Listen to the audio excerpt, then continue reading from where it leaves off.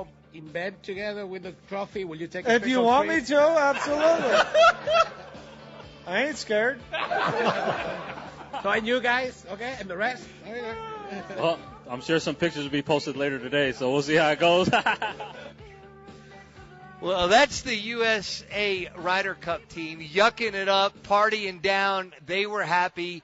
Finally a victory for the USA team after really failing miserably the last 15 times as a whole.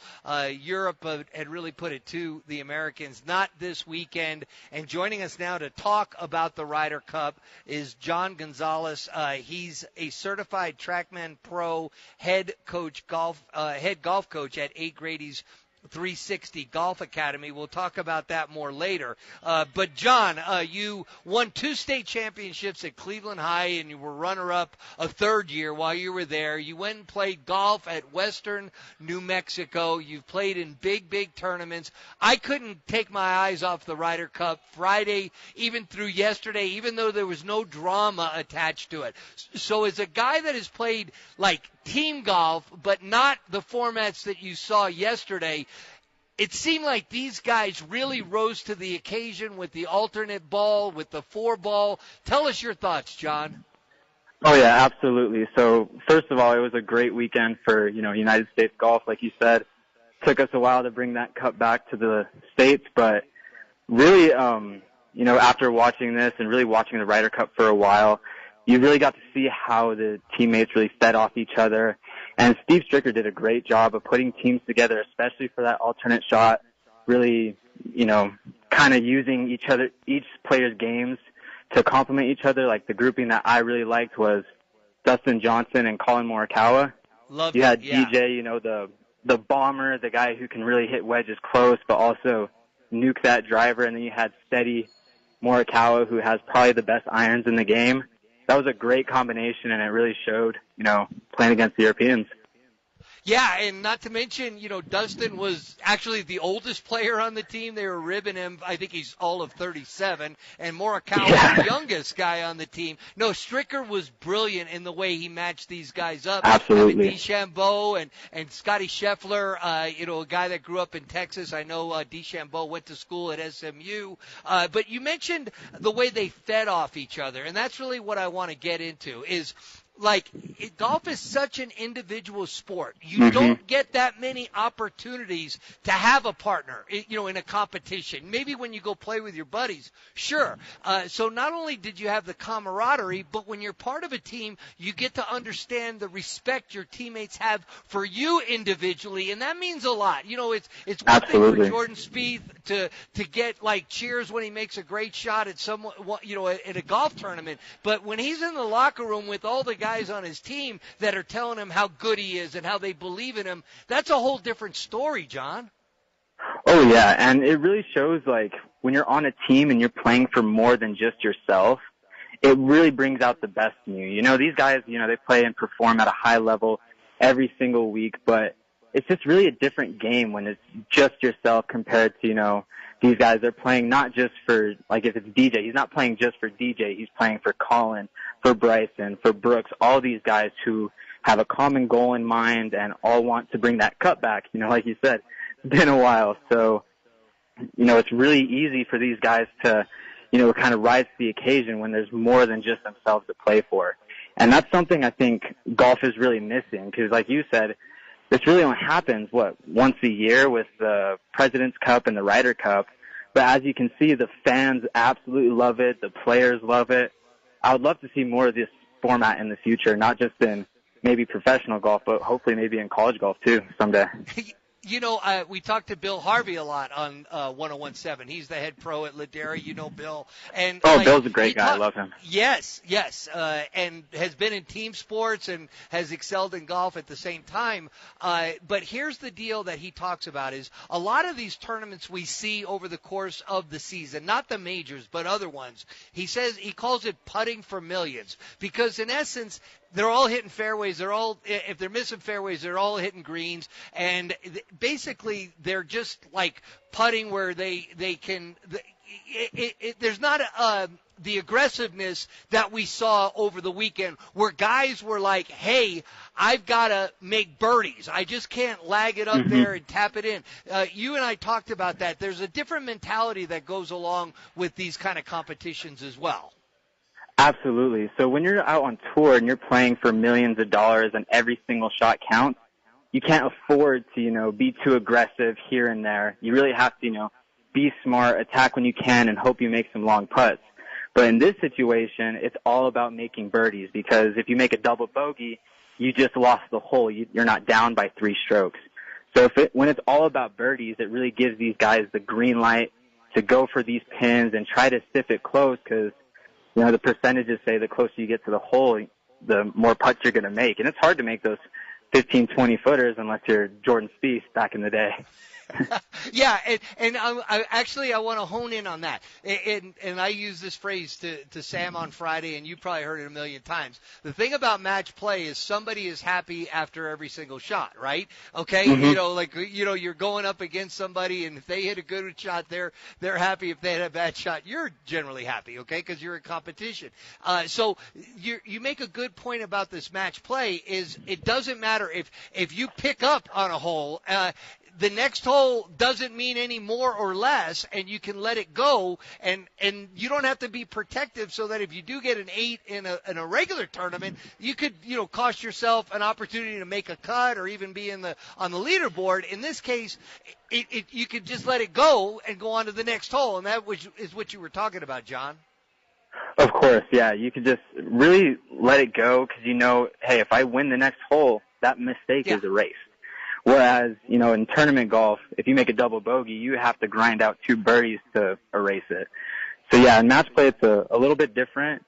But honestly, I think match play, when you're playing against someone else, and let's say they hit a great shot, I think that's another level of pressure where it's like, oh, man, I have to hit a great shot now. And that's where you can really see a lot of these guys rise up to the occasion. Like, someone I have to give my hats off to for this weekend was Scotty Scheffler, taking down world number 1 in those singles matches, and Jon Rahm. Jon Rahm was on fire this weekend. I don't think he lost a match with Sergio.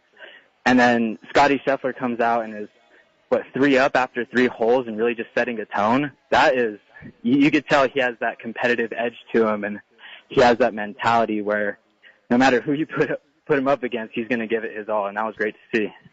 And actually, if you could pinpoint one match as being the most important one, I would say what you're talking about is that, because they were the second groups off, I believe. McIlroy went out ahead, and actually McIlroy ended up winning in his singles match, and he got out right away. Had Rahm been dominating Scheffler, the buzz would have gone around. But Scheffler basically was an equalizer and was whipping Rahm right out of the gate, who was playing like the number 1 player in the world. Okay, before we let you go, talk to me about 8 Grady's 360 Golf Academy, if you would, John. I know you're a certified TrackMan Pro head coach over there at 8 Grady's 360 Golf Academy. So tell me what you're getting done for golfers over there at 8 Grady's 360 Golf Academy, John. All right, so what we have here at 8 Grady's is 2 TrackMan simulators, which if you're a golf fan, you know what TrackMan is. It's, one of the best, if not the best, radars in the game. Gives you all the data that you need on every single shot, and we have 2 of them here. So what we're doing is, I'm giving lessons here, allowing people to practice and really get dialed in for all ages. Really, the only thing is we just want to get better here, and I want to help, the young golfers and even older golfers in the state of New Mexico get better at golf, because I think New Mexico can really be a golf hub. We have great weather most of the year, even a little bit of wind, and I know golfers don't like that, but when you go to the next level, at the collegiate level, if you know how to play in wind, you have a huge advantage over so many people.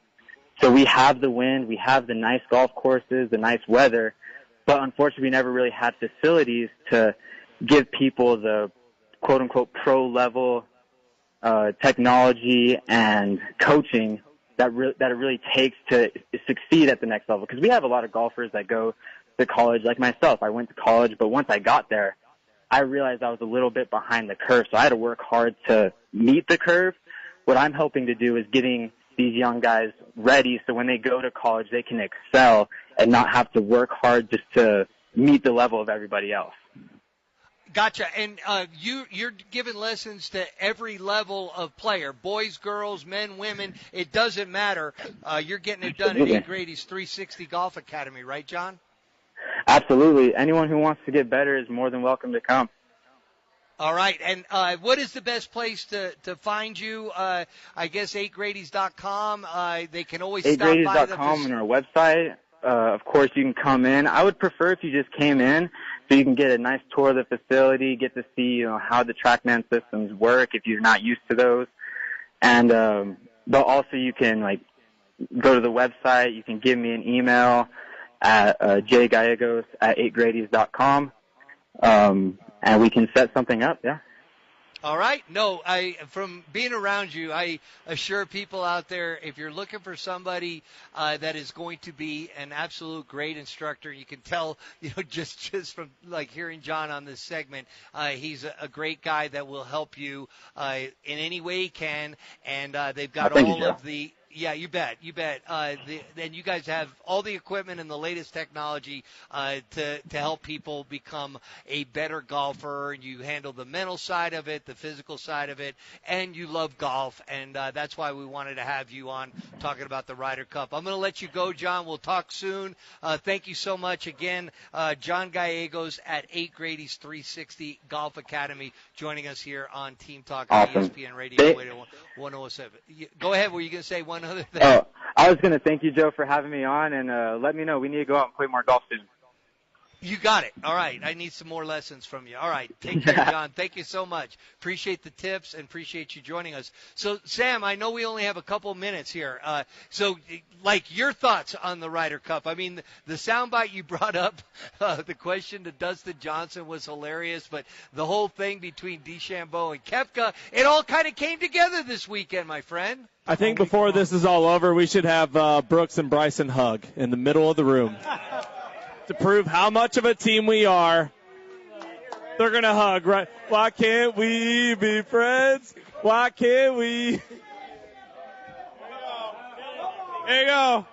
Should we get a trophy in the middle? Here you go. Hold the trophy. In the middle. In the middle. Hey!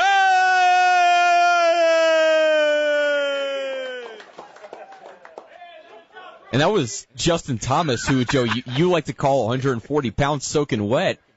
I mean, there were some pleasant surprises with some personalities. I mean, personally, asking Dustin Johnson about sleeping with a trophy was a little bit, some layers to that. It's not one that I necessarily would have gone for, but right. He had a good sense of humor about it.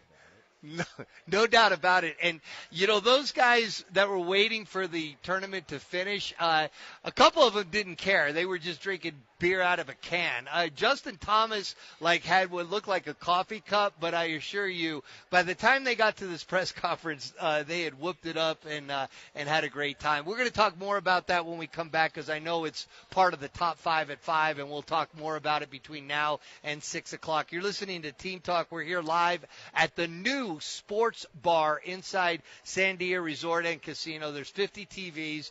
The best view in all of New Mexico right now. We're looking at the Sandias. We got the golf course there. Great food, 24 beers on tap, including 18 New Mexican brews. We'll see out here because we've got the Eagles Cowboys later on tonight. We're here 4 to 6 every Monday. Team Talk, ESPN Radio 101.7 The Team.